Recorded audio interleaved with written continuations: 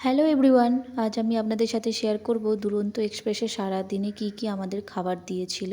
সকালবেলা এখানে ব্রেকফাস্ট দিয়েছিল, ব্রাউন ব্রেড ছিল, তার সাথে ছিল বাটার, আর ছিল একটা আলুর চপের মতো কিছু, একটা কাটলেট টাইপের, আর গাজর মটরশুঁটি সেদ্ধ ছিল।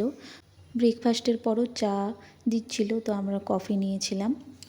কফি খাওয়া হয়ে গেছে, তারপর দুপুর হতে এখানে দুপুরের লাঞ্চ দিয়ে দিয়েছিল। লাঞ্চে দুটো থালির মধ্যে একটা নিয়েছিলাম ভেজ, একটা নন ভেজ।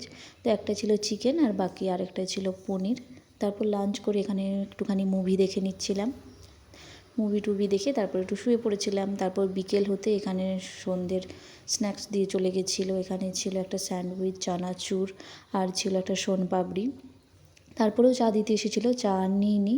তারপর রাতের খাবার দিয়েছিল, রাতেই দুটো ভেজ নিয়ে নিয়েছিলাম। পনির দিয়েছিল, আর সবজি ছিল, ডাল ছিল, আর আইসক্রিমও ছিল সাথে।